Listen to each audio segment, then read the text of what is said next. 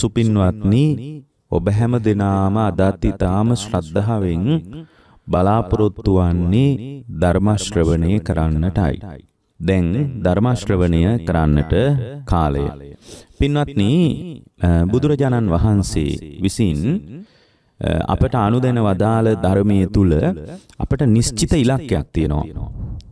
එහෙන් මෙහෙන් මොනවා හරි කරන්න කියලා අපිට නෑ. අපට නිශ්චිත වැඩපිළිවෙලක් බුදුරජාණන් වහන්සේ විසින් අපට පෙන්වලා දීලා තියෙනවා. එතකොට මේ පෙන්වලා දෙන වැඩපිළිවෙල ඇතුලේ අපි පාරිසරික සාධක විතරක් වෙනස් කරගෙන හරියන්නේ නැහැ. කියන්නේ පාරිසරික සාධක වෙනස් කරනවා කියන්නේ දැන් අපි හිතමුකෝ එළියේ ලස්සනට පිළිමයක් එහෙම තියලා.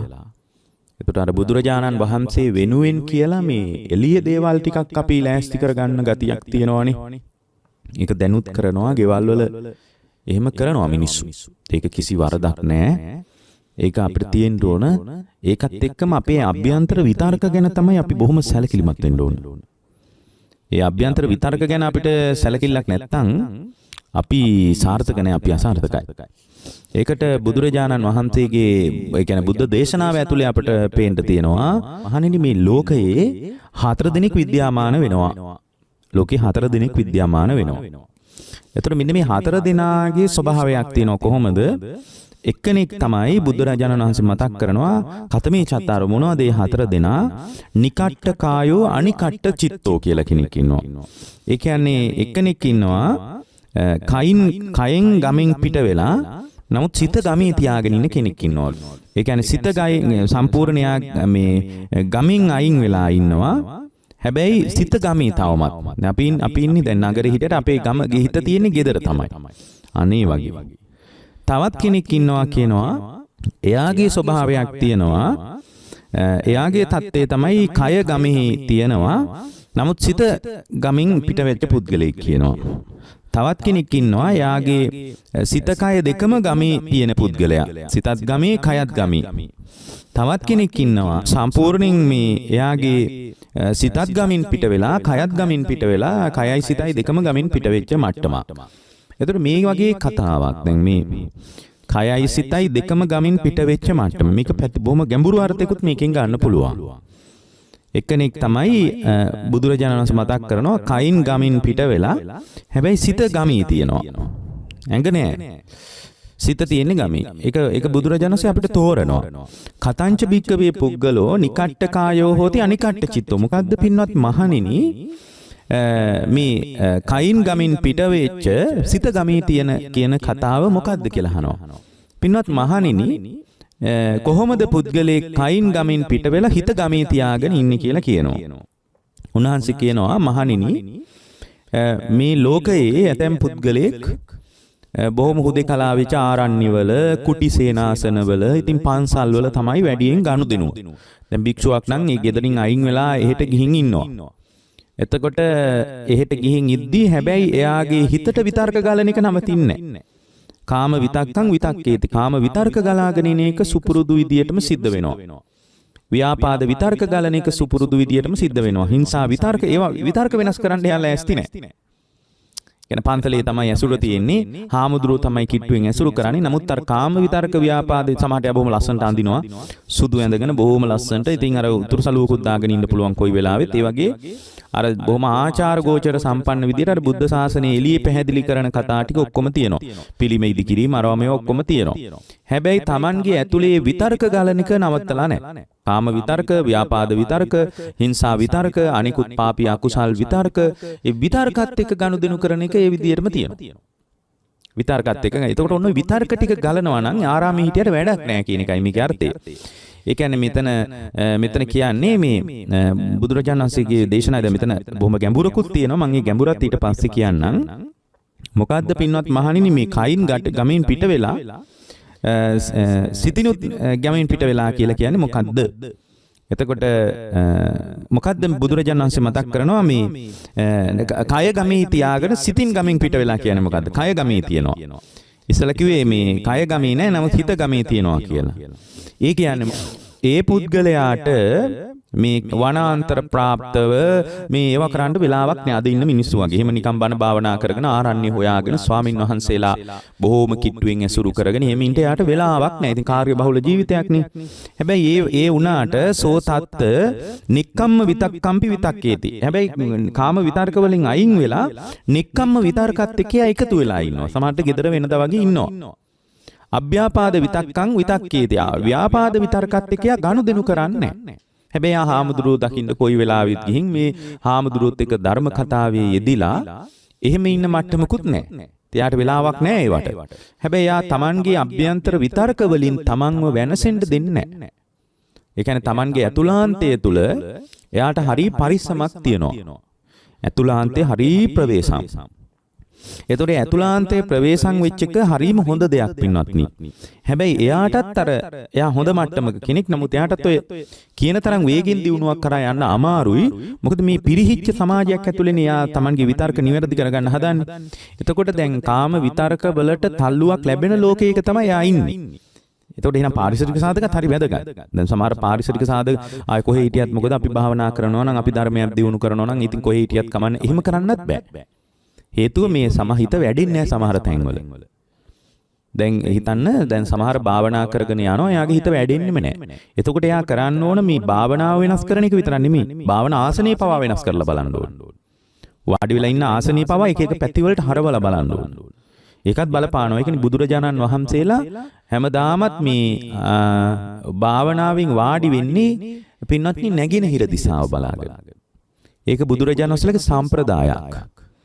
ඒක තමයි ඊට පස්සේ අලුයම් කාලේ ඉර පායගෙන එනකොට තමයි අවබෝධයටපත් වෙන්නේ. එහෙනම් මේ පාරිසරික සාධකවල අන්තර් සම්බන්ධයක් මොකක් හරි තියෙනවා අපිට පේන්නේ නැති.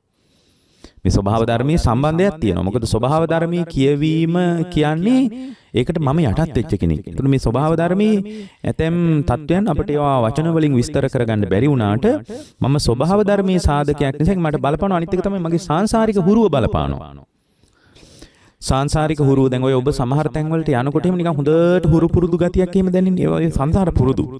ඉතින් සමහරක් මම දැකලා තිනවා ඔය ටිකක් මැදිවි එහෙම ඉක්ම ගිහින් අවුරුදු 50 එහෙම පහු වෙලා සමහර අය පැවිදි වෙන්න අහනවා. මට මතකයි ඔය කලින් පැවිදි වෙච්ච අය ඉඳලා තිනවා එහෙම අය. ඉතින් අවුරුදු 60න් විතර පැවිදි වෙලා මට මතකයි එක හාමුදුරුව කෙනෙක් හිටියා ආරණ්‍යකම පැවිදි වුණේ. මොකක් හරි බිරිඳටත් කියලා දරුවොත් විවාහ වෙලා හිටියේ. ඊට පස්සේ මේ ස්වාමීන් වහන්සේ හිම මහාන වෙලා එතන ඉන්න බෑ කියලා.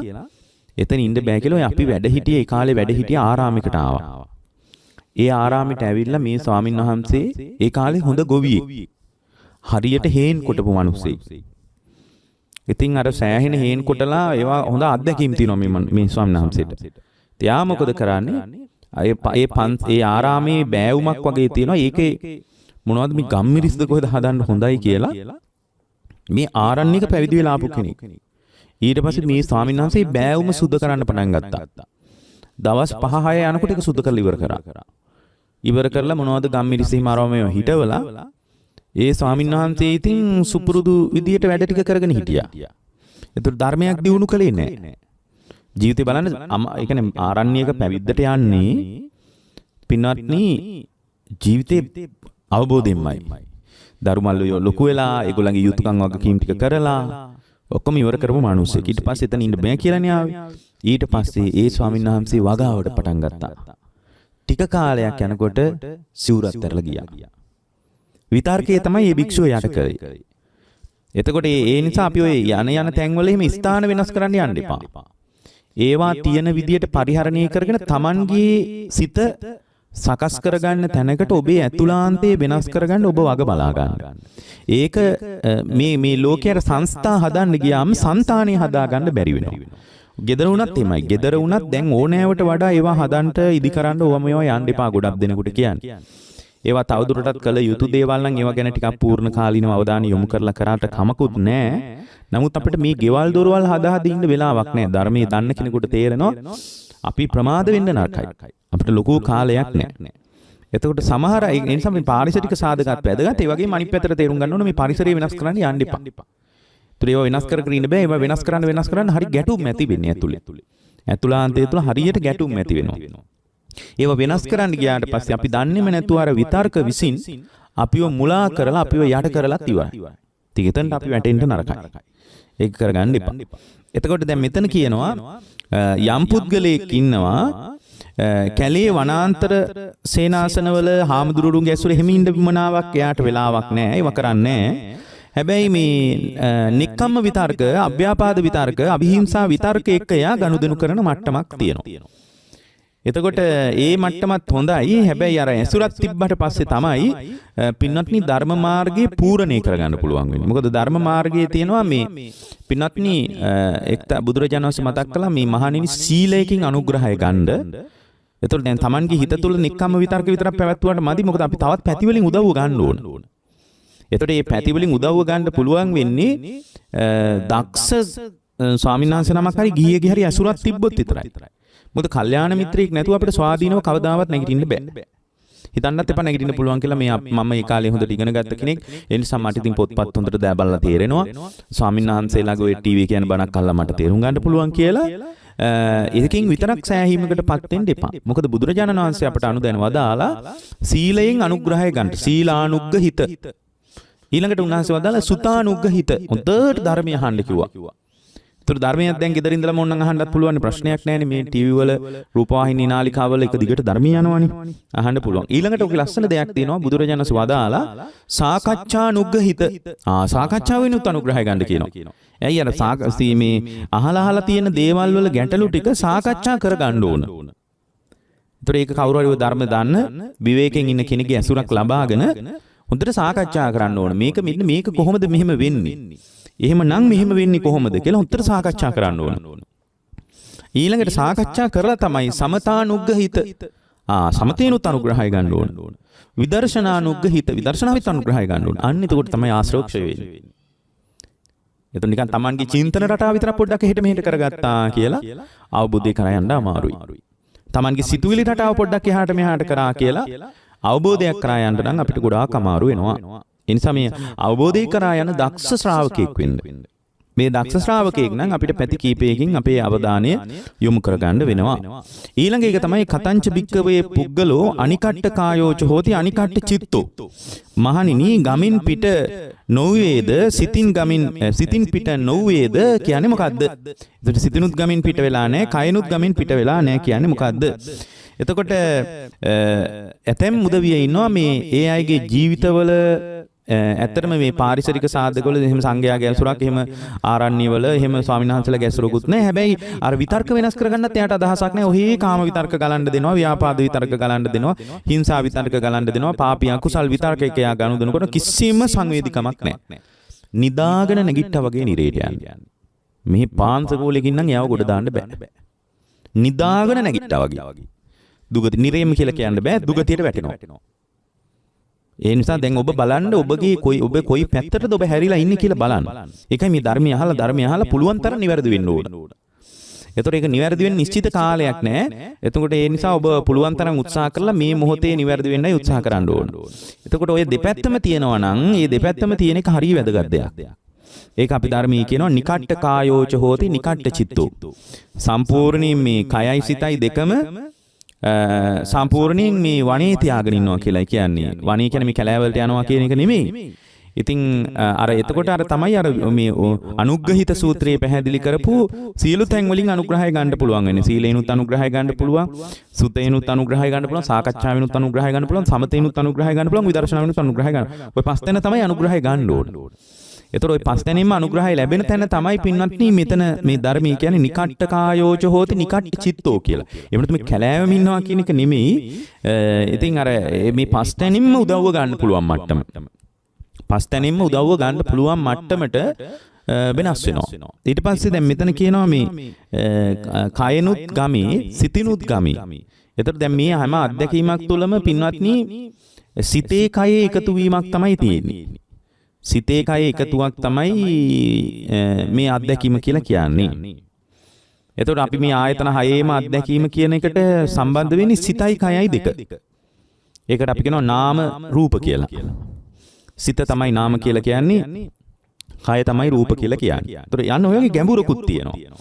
මේ හැම වෙලාවකම නාම රූප ධර්ම ටිකක් තමයි අපිට අත්දකින්න වෙන්නේ. එතකොට නාමයෙන් තොරව රූපයට ස්ථාවර පැවැත්මකුත් නැහැ. රූපයෙන් තොරව නාමයට එහෙම පැවැත්මකුත් නැහැ. හුදු නාම රූප ධර්මයන් අඤ්ඤමඤ්ඤ වශයෙන් යැපෙනවා. නාමයෙන් තොරව රූපයක් නැති තැනක විතර්ක හදන්නත් බෑ. රූපයෙන් තොරව නාමයක් නැති තැනක විතර්ක හදන්නත් බෑ. ඒතර මේ දෙකම එකතු වුණොත් තමයි හරියට වාහනයක් යනවා වගේ. දැන් වාහනයක් ඉස්සරහට යනවා නම් ඒ වාහනේ තියෙන්නත් ඕන මිනිහෙක් ඉන්නත් ඕන වාහනේ අරන් යන්න. එතකොට කෙනෙකුට කියන්න පුළුවන් මේ ඔය වාහනේ යන්නේ මිනිහා නිසා කියලා කියන්න පුළුවන්. තව කෙනෙකුට කියන්න පුළුවන් ඔය මිනිස්සයා යන්නේ වාහනේ නිසා කියලා. අන්න ඒ වගේ. එතකොට මේ නාම ධර්ම ඇසුරෙන් රූපේ පවතිනවා. රූපේ ඇසුරෙන් නාම ධර්ම පවතිනවා. එකට එකට අඤ්ඤමඤ්ඤව පවතිනවා. මිනිස්සයා නිසා කාර්ක යනවා. කාර්ක නිසා මිනිහා යනවා වගේ. ඔන්න ඔය විදිහට මේ නාම රූප. එතකොට මේ වගේ ගැඹුරකුත් මේකේ තියෙනවා. මොකද්ද? දැන් මෙතන කියන්නේ මොකද්ද? බුදුරජාණන් වහන්සේ මතක කරනවා නිකට්ඨ කායෝ අනිකට්ඨ චිත්තෝ. ඒ කියන්නේ කයින් ගමෙන් පිට වෙලා නමුත් සිත ගමේ ඇතුළේ තියෙනවා. සිත ගමේ කය ගමෙන් පිට වෙලා. එතකොට මේ ගමේ ඉන්නවා කියන මට්ටම තමයි කෙලෙස් හැදෙන මට්ටම කියන එක. ගමේ ඉන්නවා කියන එක තමයි කෙලෙස් හැදෙන මට්ටම කියන එක. එතකොට වනයේට ගියා කියන එක තමයි නිකෙලස් මට්ටම. කෙලෙස් හැදෙන්නේ නැති මට්ටම. එතකොට දැන් සමහර අය ඉන්නවා දැන් මෙතන කියනවා මේ සිත ගමේ තියාගෙන ඉන්නවා කය ගමේ නෑ. කය ගමේ තියාගෙන ඉන්නවා සිත ගමේ නෑ. කයයි සිතයි දෙකම ගමේ තියාගෙන ඉන්නවා. කයයි සිතයි දෙකම ගමෙන් පිට වෙලා කියලා කියනවා. ඔන්න ඔය පුද්ගලයා තුල ගොඩනගෙන්න පුළුවන් අන්ත දෙකක් තියෙනවා. එකක් තමයි කය කියන අන්තය, එකක් තමයි සිත කියන අන්තය. ඔය අන්ත දෙක මත තමයි අපි හැම වෙලාවකම නවතින්නේ. ඔය ඔක අන්ත දෙකක්. කය ගමී තියාගත්තත්, සිත ගමී තියාගත්තත්, දෙකම ගමී තියාගත්තත් ප්‍රශ්නයක් තියෙනවා. ප්‍රශ්නයක් තියෙනවා. ඒතර දැන් මේ කයයි සිතයි දෙකේ මැදිහත් වීමෙන් තමයි අපිට අත්දැකීමට එකතු වෙන්න පුළුවන්. ඒ කියන්නේ මේ වෙලාවේ ඔබට මාව පේන මට්ටම තියෙන කියලා කියන්නේ ඔබේ කයත් යථා පරිදි තියෙන්න ඕන. එතකොට මේ වෙලාවේ ඇඟත් හොඳට තියෙන්න ඕනේ. මේ වෙලාවේ තීන මිද්දෙන් එහෙම බැට කෑවොත් ඔබට බෑ මේ මාව දකින්න මට්ටම ඉන්නේ නැහැ ඔබට. එතකොට මාව දකින්න මට්ටම නැහැ. ඔබට සමහරට දැන් අපි හිතමුකෝ නිින්ද යනවා නම් නිදිමතයි නම් මේ විදිහට අපේ ඉරියව් වල වෙනස්කමක් තියෙනවා නම් අපේ කය යථා පරිදි නැහැ නේ. එතකොට ඉන්ද්‍රිය අධ්‍යක්ීම අපිට මුණ ගැහෙන්නේ. කයත් යථා පරිදි තියෙන්න ඕන. ඒ වගේම මේ සිතත් මානසිකාරය මේ ධර්මයේ පැත්තේ තියෙන්න ඕන. නැත්තම් මේ මාව පේන මට්ටම ඉන්නේ ධර්මී පැත්තේ නෙමෙයි ඇස පැත්තේ තියෙන්න ඕනේ. ඒකට පේන මට්ටම ධර්මී පැත්තේ තියෙනකොට අපිට ධර්ම මනසිකාරයක් නේ තියෙන්නේ. ඇස පැත්තේ තියෙන්න ඕන. ඒතකොට ඇස යථා පරිදි තියෙන්නත් ඕන. ඒ කියන්නේ කයත් හොඳට තියෙන්න ඕන. සිතත් ඒ ඔස්සේ පවතින්න ඕන. ඒකයි අපි කියන්නේ චක්කු විඤ්ඤේයා රූපා ඉෂ්ඨාකාන්තා මනාපා පිය රූපා කියලා. චක්කු විඤ්ඤාණයෙන් දැනගන්න පුළුවන් රූප විතරයි තියෙන්නේ. ඇසින් දැනගන්න පුළුවන් රූප නැහැ. ඇස රූප දකින්න මට්ටමට උදව් කරනවා විතරයි. රූප දකින්න මට්ටමට ඇස උදව් කරනවා විතරයි. නමුත් රූප දකින්න මට්ටම අයිති වෙන්නේ චක්කු විඤ්ඤේයා රූප. චක්කු විඤ්ඤාණය පහළ වෙලා තියෙන්න ඕන. ඒතර විඤ්ඤාණය පහළ වීම මත තමයි රූප දකින්න මට්ටමක් අපිට එන්නේ. චක්කු විඤ්ඤේයා රූප. චක්කු විඤ්ඤාණයෙන් දකින්න රූපේ ගැන තමයි ඉට්ඨාකාන්තා මනාපා පිය රූපා කාමෝපසංහිතා රජනිය. ඉෂ්ටයි කාන්තයි මනාපයි ප්‍රියයි පිය රූපා කාමෝපසංහිතා කැමැත්ත හදාගන්න පුළුවන්ය. රජනිය කෙලෙස් හදාගන්නත් පුළුවන් කියලා හිතෙන්නේ ඇහෙන් දකින්න. ඒතර දැන් මෙතන පින්වත්නි ඇසෙන් දකින්න රූප නෙවෙයි චක්කු විඤ්ඤාණයෙන් දකින්න. චක්කු විඤ්ඤාණය කියන්නේ තමයි අර සිත. ඇසත් උදව් කරනවා කය. එතකොට දැන් ඔන්න ඔය චක්කු විඤ්ඤේය රූපා ඊට්ඨාකාන්තා මනාපා පිය රූපා කාමෝපසංහිතා රජනිය කියලා පිළිගන්න කම තමයි ගමේ ඉන්න එක. ගමේ ඉන්න එක. කෙලෙස් හැදෙන මට්ටම. එතකොට දැන් ඇස අනුව හිත පවත්වන එක. දැන් මෙතන කියනවානේ ලස්සන දෙයක් මොකද්ද කියන්නේ? මෙතන කියනවා නිකට්ඨ කායෝ අනිකට්ඨ චිත්තෝ. කයින් ගමින් පිට වෙලා නමුත් සිත ගමේ තියෙනවා. ඒ කියන්නේ මෙහිමයි. ඒ කියන්නේ ඇස ඉදිරියට එන රූපය අනුව හිත පවත්වන්නේ සිතේ විතර්ක වලින් කෙලෙස් හදා ගන්නවා. ඒ කියන්නේ මේ වගේ ගැඹුරක් තියෙනවා ඒකයි. මේක පුළුවන් නම් හොඳට තේරුම් ගන්න. ඇස ඉදිරියට එන රූපේ නිසා ඉෂ්ටයි කාන්තයි මනාපයි ප්‍රිය රූපයි කියලා පිළිගන්නේ. හැබැයි ඒවා ඒ දැකපු රූප ගැන අපිට මතක තියෙනවනේ. අහපු ශබ්ද ගැන අපිට මතක තියෙනවනේ. දැනුණු දේවල් ගැන අපිට මතක තියෙනවනේ. සිතුණු දේවල් ගැන අපිට මතක තියෙනවනේ. ඒ මතක තියෙන දේවල් අරඹයා කෙලෙස් හදා ගන්න මට්ටම. සිත තුළ විතර්ක කර කෙලෙස් හදා ගන්නවා. ඊළඟට මෙතන කියනවා ඒකේ දෙවෙනි කෙනා කියනවා අනිකට්ඨ කායෝ නිකට්ඨ චිත්තෝ. තව කෙනෙක් ඉන්නවා සිත ගමෙහි නෑ. නමුත් ඒ පුද්ගලයාගේ ස්වභාවය තමයි පින්වත්නි බුදුරජාණන් වහන්සේ මතක් කරනවා කය ගමෙහි තියෙනවා සිත ගමෙහි නෑ. ඒ කියන්නේ එයා හැම වෙලාවකම ඇස ඉදිරියට ආපු රූපයට එකපාර පැනලා ප්‍රතිචාර දක්වනවා. එයා ඔය අපි කියන්නේ සමහර අය එයා හරි විවෘත කෙනෙක් කිව්වොත් එකපාර කියලා දානවා කියලා කියන්නේ ඒකත් අන්තයක්. එහෙම කියන එක බෞද්ධකම නෙමෙයි. දැන් සමහර අය හරි විවෘතයි කියපු ගමන් කියන සමහර පැවිද්දොන්ට එහෙමත් කියනවා නේද එහෙම. ඒ ආන්දර කෙලින්ම කියනවා අපිට. ඒක අන්තයක්. ඒක ධර්මී ස්වභාවය නෙමෙයි. ලංකා මිනිසුන් ධර්ම ස්වභාවය අඳුර ගන්නත් බැරි මට්ටම අද තියෙන්නේ.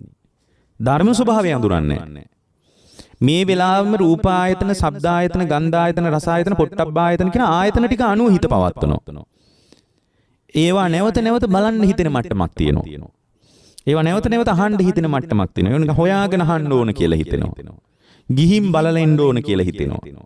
ගොඩාක් ගිහි ජීවිතේ ඔය බැඳීම් බහුල වෙච්ච තැනක ආයතන රූපායතන අනුව තමයි හිත පවත්වන්නේ. ශබ්දායතන අනුව තමයි හිත පවත්වන්නේ. දරුවා ඉන්නවද කියලා බලනවා. බලපු දරුවා ඇති බවට මතක තියාගෙන ආය දරුවා හොයනවා. ඕන්න ඔය විදිහට ඉන්ද්‍රිය අත්දැකීම් ටික ඇතුලේ තමයි අපි ඉන්නේ. ඒ නිසා අපිටත් අවබෝධය ළඟ නැහැ. ඒක අපි මතක තියාගන්න ඕනේ. ඒ කියන්නේ හැම වෙලාවකම රූපායතන, ශබ්දායතන, ගන්ධායතන, රසායතන, පොට්ටබ්බායතන අනුව හිත පවත්වනවා. අරයාගේ ස්වභාවය ධම්මායතන අනුව හිත පවත්වනවා. හිතේ විතර්ක සමහර අය ඉන්නේ කල්පනා කර කර නිකම් වෙන්නම ලෝකයක් හදාගෙන යා ඉන්න කැමති. දැන් ඔය සමහර අය ඉන්නවා නිකන් එයා මිනිසුත් එක්ක එකතු වෙන්න කැමති නැහැ. නිකන් තනියෙන් ඔය නවකතා පොත් එහෙම කියවගෙන නිකන් ඒවා කියලා එන වෙන්නම සුරංගනා ලෝකයක් ඔළුවේ හදාගෙන ඒවායෙන් ඇති වෙන විතර්ක විඳ ඉන්නේ. ඒකාන්තයක්. ඒ විතර්ක මත එයාට යහපතක් වෙන්නේ නැහැ. එහෙනම් අපි ගොඩාක් දෙනෙක් නැවතිලා ඉන්නේ යහපත් තැනක නෙමෙයි. එතකොට දැන් මෙයාගේ ස්වභාවය තමයි මේ එයා ඒ පුද්ගලයාගේ தත්ත්වය තමයි අර ධම්මායතනේ අනුව යමින් හිත පවත්වන්නේ නැහැ. එතකොට දැන් ධම්මායතන අනුව හිත යමින් පවත්වනකොට එයාට ඇත්තටම ඒක යථාර්ථයක් කියලාමයි වැටහෙන්නේ. තනියෙන් අඬන්න පුළුවන්. තනියෙන් hina වෙන්න පුළුවන්. ඒ කියන්නේ ඒක ඇත්තක් කියලාම එයාගේ ඔළුවේ වැඩ කරන්නේ වැටහෙන්නේ. ඊට පස්සේ ඒක ඇත්තක් කියලා හිතාගෙන ඒක හොයනවා. ගොඩාක් ඔය ලංකාවේ දැනට ඇති වෙලා තියෙන ගොඩාක් පින්වත්නි ඔය පුරාවෘත සම්බන්ධ විග්‍රහයන් වල අර්ථයක් හොයන්නේ අන්තයක ඉන්න නිසා. ඔය රාවණා ගැන රෝමය හොයන්නේ. ඒ කියන්නේ යාගේ හිතේ තුල ඇතිවෙච්ච විතර්ක යථාර්ථයක් බවට පත් කර ගන්න කියලා හිතාගෙන ලෝකෙ දිහා බලනවා. හිතේ ඇතිවෙච්ච විතර්ක ටික. ඒ විතර්ක ਸਰව සාධාරණ ඒවාක් නෙමෙයි. නිකන් හිතේ ඇතිවෙච්ච විතර්ක ටික.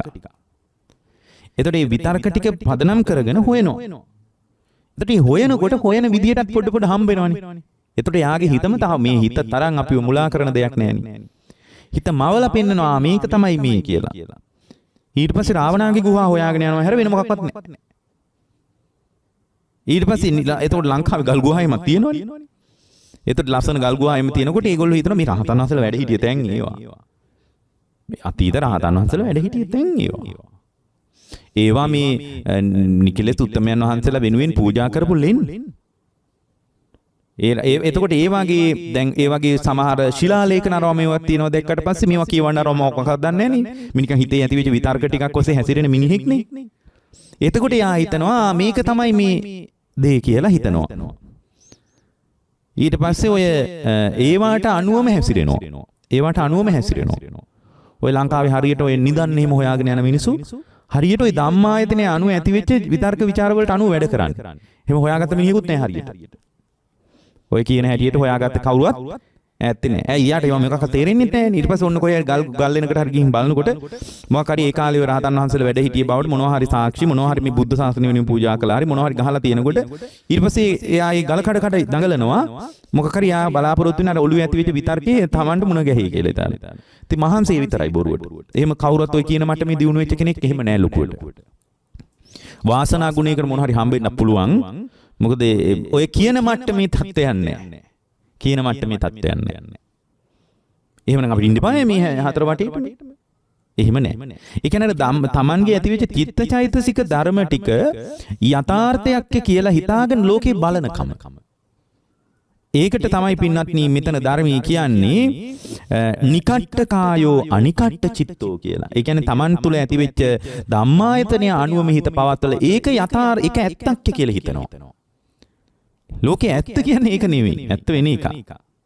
ඒකත් මම කියන්න මෙතන. ඊට පස්සේ මෙතන ඊළඟ කෙනාගේ ස්වභාවය තමයි අනිකට්ඨ කායෝ නිකට්ඨ චිත්තෝ.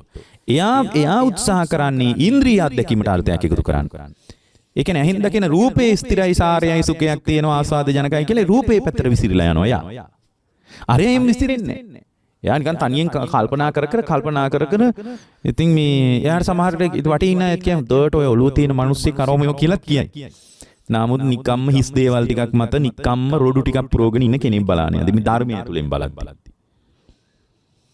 එතකොට නිකම්ම යා අර ඒ කියන්නේ තමා තුළ මතුවෙන චිත්තචෛතසික ධර්ම ටික යථාර්ථයක් කියලා හිතාගෙන ඉන්නවා.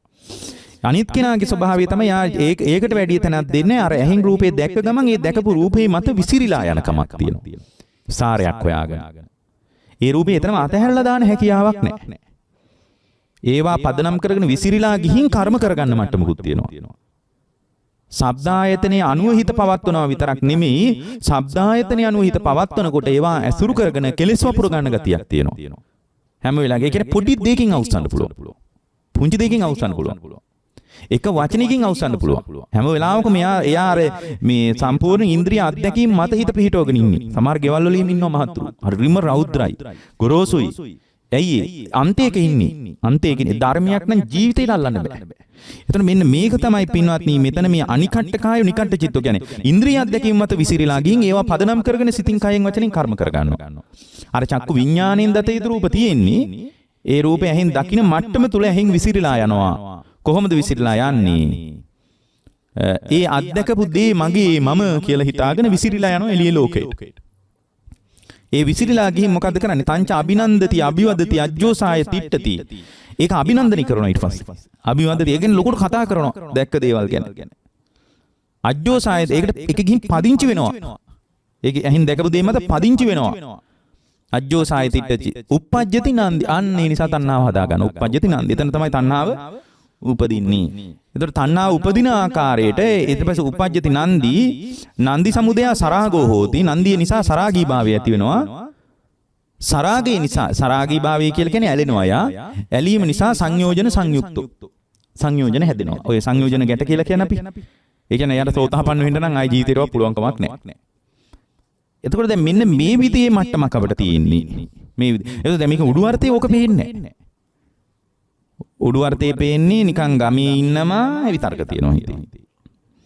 එක්කෝ ඊට පස්සේ විතර්ක නැහැ කැලේට වෙලා ඉන්නවා. ඔය වගේ නිකන් අපිට උඩින් බැලුවාට පස්සේ ඔහොම අදහසක් තිබ්බට මේක ඊට වඩා බොහොම ධර්මාවබෝධයේ පැත්තට ඇවිල්ලා බලනකොට ඊට වඩා ගැඹුරක් වෙනවා. හැබැයි මේ සූත්‍රයේ මේ කියන කතාව කොතනකවත් නැහැ. මේ සූත්‍රය බැලුවා කියලා මේක කොතනකවත් නැහැ. හැබැයි මේ අවබෝධය සම්බන්ධ සාකච්ඡාවට එනකොට අපිට මෙන්න මෙහෙම හැඩයක් තමයි මේකේ ගන්න වෙන්නේ. එතකොට ඉස්සෙල්ලා පුද්ගලයාගේ ස්වභාවය තමයි නිකට්ඨකායෝ අනිකට්ඨ චිත්තෝ. එයා හැම වෙලාවකම කයින් ගමින් පිට වෙලා සිත ගමේ තියාගෙන ඉන්න මට්ටමක් තියෙනවා. ඒ කියන්නේ හැම වෙලාවකම අර ඉන්ද්‍රිය නිකන් සංසුන් හොඳට සිල් නැකලා රෝමේවා වගේ උඩ ටිකක් තියෙනවා. පන්සල් එහෙම යනවා ඒව වරද්දන්නේ නැහැ. නමුත් අර ඒ පුද්ගලයා තුල පින්වත්නි අර සිත තුල ඇති වෙන චිත්තචෛතසික ධර්ම ටික ඇති වෙනකොට ඒ චිත්තචෛතසික ධර්මයේ මත හිට ගන්නවා. අනිත් කෙනාගේ ස්වභාවය තමයි ආ චිත්තචෛතසික ධර්ම ටික මත හිට ගන්න. එයා බාහිර ලෝකේ පැත්තෙන් හිට ගන්නවා. තව විදිහකින් මේක මම කියන්නද? ඒක මෙන්න මේ වගේ. නිකට්ඨකායෝ නිකට්ඨ චිත්තෝ කියලා කියන්නේ නිකට්ඨකායෝ අනිකට්ඨ චිත්තෝ කියලා කියන්නේ මේක පළවෙනි කෙනා කියලා කියන්නේ කයින් ගමින් පිට වෙලා සිත ගමෙහි තියාගෙන ඉන්න පුද්ගලයා. ඒ කියන්නේ ධම්මායතන යනුව තමයි හිත පවත්වන්නේ. අනිත් කෙනාගේ ස්වභාවය තමයි අනිකට්ඨකායෝ නිකට්ඨ චිත්තෝ. ඒ කියන්නේ පින්වත්නි ඒ පුද්ගලයාගේ ස්වභාවය තමයි කය ගමෙහි තියනවා සිත ගමෙහි නැහැ. සිත ගමෙහි නැහැ. ඒ කියන්නේ ධම්මායතන යනුව හිත පවත්වන්නේ නැහැ. ඒ කියන්නේ පින්වත්නි එක්කෙනෙක් හිතනවා බාහිර ලෝකය මගේ කියලා. එක්කෙනෙක් ඒ කියන්නේ බාහිර ලෝකයට අර්ථය දෙනවා. අනිත් කෙනා Tamanගේ පැත්තට ඒ කියන්නේ මම දැක්කා කියන තැනට වටිනාකම දෙනවා. අනිත් කෙනාගේ ස්වභාවය තමයි දැකපු දේ මගේ කියලා වටිනාකම දෙනවා. ඔන්න ඕක. ඕක තමයි අන්ත දෙක. දැකපු දේ මගේ කියලා බාහිර පැත්තට වටිනාකම දෙනවා. දැකපු මම මේ පැත්තේ ඉන්නවා කියලා එක්කෙනෙක් Tamanගේ ඇතුළට වටිනාකම දෙනවා. තවත් විදිහකින් කිව්වොත් එක විදිහ කය ගමේ තියෙනවා හිත ගමේ නැහැ. කෙනෙක් හිත ගමේ තියෙනවා අනිත් කෙනා කය ගමේ නැහැ. ඔන්න ඕකට තමයි කියන්නේ එක්කෙනෙක්ගේ ස්වභාවය තමයි පින්වත්නි ආයතන වලින් අත්දකින්න ලෝකයට විසිරීලා යනවා එළියට. අනිත් කෙනාගේ ස්වභාවය තමයි Tamanගේ පංචස්කන්ධය ආත්මසාරයෙන් දකිනවා.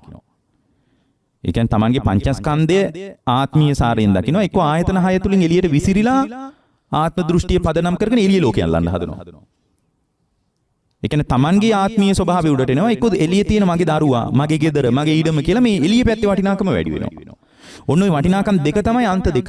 ඔය දෙපැත්තෙන් කොහේ හිට ගත්තත් අවබෝධය කරා යන්න බෑ. ඒකයි විදර්ශනා කරාදී බුදුරජාණන් වහන්සේ වදාළේ මහණෙනි අජ්ජත්තංවා බහිද්ධාවා අතුලටත් විදර්ශනා කරන්න කියනවා. ඇතුළට විදර්ශනා කළේ නැත්නම් පින්වත්නි තමන්ව මතුවෙන්න පටන් ගන්නවා. අජ්ජත්තංව බහිද්ධාවා මහණෙනි බාහිරටත් විදර්ශනා කරන්න කියනවා. ඇයි බාහිරට විදර්ශනා කරන්න කියන්නේ? බාහිරට විදර්ශනා කරන්න කියලා කියන්නේ ඒ බාහිර වටිනාකම් මතුවෙන්න පුළුවන්. බාහිර වටිනාකම් මතුවෙන්න පුළුවන්. හරියට අනිකට කාය නිකට චිත්තෝ වගේ. එයාර ආයතන හයෙන් විසිරි වටිනාකමක් සාරයක් අගයක් හොයන මට්ටමක් එයාට තියෙනවා. ඒ මට්ටම කියන්නේ එච්චර හොඳ මට්ටමක් නෙමෙයි. ඒ මට්ටම කියන්නේ හොඳ මට්ටමක් නෙමෙයි. ඒතර ඔය මට්ටම් දෙකම මතුවෙන තැනක් තියෙනවා. දැන් තව තැනක් තියෙනවා මෙතන බුදුරජාණන් වහන්සේ අපිට ධර්මයේදී පැහැදිලි කරනවා තුන්වෙනි කෙනා කොහොම කෙනෙක්ද යා තුන්වෙනි කෙනා? එයාගේ ස්වභාවය තමයි පින්වත්නි කයයි සිතයි දෙකම ගමෙහි තියෙන්නේ. කයයි සිතයි දෙකම ගමෙහි. දැන් ඕක ටිකක් තේරෙන්න කියනවනේ මේ.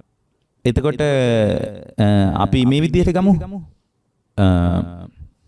ඔය අන්දර කටුවලට අපි මේ උපමාව පැහැදිලි කරා අපේ මජ්ජේ සූත්‍රයේදී. ඒක මෙතනට සම්බන්ධ නැහැ. නමුත් මේ උපමාවෙන් එකක් තේරුම් ගන්න පුළුවන්. අන්දර කටුවලට හරි ආසයි අලි හරි කැමති අන්දර කටුව හරි විසයි යනුනහම. මිනිහෙකුට යනුනහම හරි විසයි. හරියට මේ පැසවනවා කියලායි අපි අහලා තියෙන්නේ. ඒතර අන්දර කටුවලට මේ අලි හරි කැමතිලු. හේතුව අර අලියෙක් ඔය අන්දර කටු ටික අන්දර අත්ත අරගෙන හපනකොට අර විදුරු මහ තමයි තුවාල වෙන්නේ. විදුරු මහ තමයි තුවාල වෙන්නේ. එතකොට විදුරු මහ තුවාල වෙනකොට මේ අලියට අර අන්දර අත්තත් එක්ක දැනෙන රහ තමයි ලේ රහ. එතකොට මේ අලියා මොකද කරන්නේ? අන්දර අරගෙන ඊටත් වඩා හයියෙන් හපන එකලු කරන්නේ. එතකොට ඊටත් වඩා විදුරු මහ තුවාල වෙනවා. එතකොට ඊටත් වඩා ලේ රහ. එතකොට අර අලියට හිතෙනවා මේ අත්ත ඇතුලේ හොඳ සාරයක් තියෙනවා. ඇයි? ඒක හොඳට හපන්න තමයි ඇතුලෙන් ඉන්නේ සාරය. කියලා මේ අලියා මොකද කරන්නේ? ඊළඟ වාරයේ අන්දර අත්ත ගානගෙන හපනකොට ඊටත් වඩා හයියෙන් හපනවා. ඊටත් වඩා වේගෙන් හපන්න පටන් ගන්නවා. ඊළඟ වතාවේ හපන්නේ මේ විදිහටයි. ඊටත් වඩා වේගෙන් හපනවා. එතකොට හපනකොට ඒ අලියාගේ විදුරු මහ තවත් තුවාල වෙලා ඊටත් වඩා ලේ රහ දැනෙනවා. එතකොට මේ අලියා කල්පනා කළේ අන්දර අත්තයි අර දැනුණු රසයයි දෙකම අන්දර ඇත්ත පැත්තට දාලා තමයි යා ගත්තේ. අන්දර අත්තයි අන්දරයි ලේ රහයි දෙකම අන්දරවලට අයිති දෙයක් විදිහට යා සැලකුවේ. ඔය දෙකම. එතකොට ඒකෙන් ඒ අලියා වෙනසෙනවා. මේ අලියා වෙනසෙනවා. මොකද අලියට හිතෙන්නේම අන්දරවල තියෙන සාරයක් හැටියටයි. ඔන්න ඔය වගේ හරියට පින්වත්නි මේ අන්දරාත්ත වගේ තමයි කය කියන එක. එතකොට අර පුද්ගල ඒ අලියාට දැනුණු ලේ රස වගේ තමයි පින්වත්නි සිත කියන එක. ඒ ඔස්සේ ඇතිවෙච්ච හැඟීම් ටික. ඔය දෙකම අන්දර අත්තට අයිති දෙයක් විදිහට සලකනවා. ඔය දෙකම අන්දර අත්ත පැත්තට අයිති දෙයක් විදිහට සලකාගෙන වැඩ කරන කමක් අපිට තියෙනවා. ඔන්න ඔය මට්ටමේ තත්වයක් තමයි පින්වත්නි මෙතන බුදුරජාණන් වහන්සේ අනිකට්ට කායෝ අනිකට්ට චිත්තෝ කියලා කියන්නේ. එතකොට ඒ පුද්ගලයාගේ සිත කය දෙකම ගමෙහි තියෙනවා. එතකොට බාහිර ලෝකයටත් අර්ථයක් දෙනවා. අන්දර අත්තටත් අර්ථයක් දෙනවා. තමන්ගේ හිතට දැනෙන හැඟීම් ටික ගෙනාවේ අන්දර අත්ත කියලා හිතාගෙන ඉන්නවා. හැඟීම් ටික හැදුවේ එළිය රූපේමයි කියලා හිතාගෙන සිතයි කයයි දෙකම මෙහි තියාගෙන මේ දකින්න ලෝකයේ සම්බන්ධව ඒ වෙලාවෙම කාම විතර්ක, ව්‍යාපාද විතර්ක, හිංසා විතර්ක හදාගන්න. අවිද්‍යාවට ඒක කරන්නේ. මේ වෙලාවෙම කාම විතර්ක, ව්‍යාපාද විතර්ක, හිංසා විතර්ක හදාගන්න මේ දැකීම මාත්‍රය තුල දකින්න රූපේටමයි මේ විතර්කයයි කියලා හිතනවා. මගේ මේ හිතේ ඇති වෙච්ච කැමැත්ත රූපේට ආйти කියලා කැමැත්ත රූපේ පැත්තට දාලා කතා කරනවා. රූපෙට හිම එකක් ආйти නෑ. රූපේ ඇති වෙලා නැති වෙලා යනවා. පේන මට්ටම ඇති වෙලා නැති වෙලා යනවා. නමුත් මේ රූපේ දකින්න මට්ටම තුල කැමැත්ත ඇති වෙනකොට කැමැත්ත ගෙනාපු රූපේ තියෙනවා කියලා එළියේ ලෝකෙම හොයනවා. ඒ වෙලාවෙම විතර්ක හදා ගන්නවා.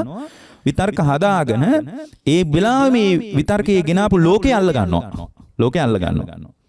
ඒ කියන්නේ දැන් රූපේ දැකලා රූපේ ඇති වෙලා නැති වෙලා යන රූපේට කාමී කියලා එකක් අයිති නෑ. කාමී රූපවල කාමී කියලා එකක් නෑ. නමුත් කාම විතර්කයේ ගෙනාපු රූප තියෙනවාමයි කියලා එළියේ රූපේ අල්ල ගන්නවා. ඒ වෙලාවෙම විතර්ක හදා ගන්නවා. ව්‍යාපාද විතර්ක ඇති වෙනකොට මට බැන්නේ මේ වචන වලින් කියලා ඒ වචන ටික අල්ල ගන්නවා ව්‍යාපාද විතර්කත් හදාගෙනම ඒ ව්‍යාපාද විතර්ක එතකොට ව්‍යාපාද විතර්කේ හිතේ ඇති වෙනකොට ව්‍යාපාද විතර්කේ හැදුවේ මේ වචන තමයි කියලා එළිය බැනපු කෙනෙකුත් පේනවා.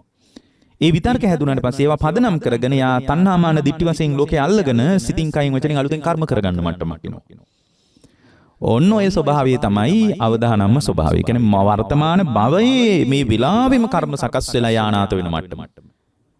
අනාත වෙන මට්ටම. හැබැයි යම් කෙනෙක් මේ වෙලාවෙම අනිත්‍ය දුක්ඛ අනාත්ම වශයෙන් දැකලා වර්තමානී ඇතුලේ විතර්ක හදන්නෙත් නැතුව ඉන්නවා නම් බාහිර ලෝකෙට වික්ෂිප්ත වෙන්නෙත් නැතුව ඉන්නවා නම් මේ වෙලාවෙම දෘෂ්ටි මාත්‍රික ඔක අපිට කියන්නේ දිත්තේ දිට්ඨ මත්නම් භවිස්සති දෘෂ්ටි මාත්‍රයකින් මෙතන සත්‍යයක් පුද්ගලික ආත්මයක් කියලා කියන්නේ අත්දැකීම් ටිකක් ඇති වෙලා නැති වෙලා යාමක් විතරයි තියෙන්නේ සමුදේ වෙලා නිරුද්ධ වෙලා යන ලෝකයක් තියෙන්නේ කියලා ඒ ලෝකයේම Tamanගේ සිත සහ ලෝකය බාහිර ලෝකයයි Tamanගේ සිතයි අර ධම්මායතන අනුව පවතින එකයි රූප ශබ්ද ගන්ධ රස පොට්ටබ්බ එක විසිරෙන එකයි මේ දෙකම කරන්නේ නැතුව එතනම සිත නිරුද්ධ වී යන ආකාරයට දැකලා සිතට අර්ථයක් දෙන්නේ නැතුව තණ්හාව ගලන්නේ නැති මට්ටමක් යම් පුද්ගලයෙක් තුල තියෙනවා නම් ඒකට කියනවා නිකට්ඨ කායෝ නිකට්ඨ චිත්තෝ අන්තිම කෙනා මේ වෙලාවෙම ලෝකේ අතහැරලා දානවා කර්ම කරගන්නේ තණ්හාවෙන් තෙත් කරන්නේ මොන අත්දැකීමක් ආවත් ඒ අත්දැකීම අනිත්‍ය දුක්ඛ අනාත්ම වශයෙන් බලලා ස්කන්ධ ධාතු ආයතන ටිකක් පහළ වෙන බව වටහාගෙන එතනම සත්වපුද්ගල භාවයකින් අර්ථයක් හදන්න තු එතනම ලෝකේ අත්හැරලා දානවා. ආයතන නිරෝධයට යනවා යාගේ හිත. අන්න ඒක තමයි බුදුරජාණන් වහන්සේගේ දේශනාවේ නිකට්ඨ කායෝච නිකට්ඨ චිත්තෝ කියලා කියන්නේ. ඒතර මේ ගැඹුර මේකේ උඩින් බැලුවට තේරෙන්නේ නැහැ. ඒතර මේකේ තවත් පැති තියෙනවා. එක එක පැති වලින් මේක කියන්න පුළුවන්. ඒතර මේ දේශනාවේ තියෙන සාරය බොහොම ගැඹුරක් තියෙන එක බොහොම පොඩි සූත්‍රයක් මේක. මේකේ මේ සූත්‍රයේ දිහා බැලුවොත් මේ වාක්‍ය හතරක් තියෙන්නේ. නමුත් මේ පුද්ගලයා ලෝකෙට අහු වෙන්නේ නැතුව කොහොමද ලෝකෝත්තර කරන්නේ කියන එක මේක ඇතුලේ තියෙනවා. ලෝකෝත්තර මට්ටමට එකතු කරන්නේ කොහොමද කියන එක. ඒතර ඒ බඳු තත්වයකට අපිට අපගේ සිත් සතන් ගොඩනගා ගැනීම පිණිස මේ හෝරාවක ධර්මානුශාසනාව උපකාර වේවා කියලා අපි දේශනාව නිමාවටපත් කරනවා. අද මේ දේශනාවේ දායකත්වයෙන් කටයුතු කරන්නේ පන්නිපිටිය ප්‍රගතිමාවතේ පදිංචිව සිට 2022 මාර්තු මාසයේ 28 වන දින පරලෝ සැපත් හෙට්ටිගේ දොන් ආර්යපාල පියාණන් වෙනුවෙන් අනුමෝදනා දේශනාවක් හැටියටයි අද විශාල පිරිසක් මේ දේශනාවත් සමග එකතු වෙන්නේ. දොන් ආර්යපාල පියාණන්ට එතුමාගේ භවගාමී ජීවිතයේ සුවපත් වේවා කියලා අපි අදිෂ්ඨාන කරනවා.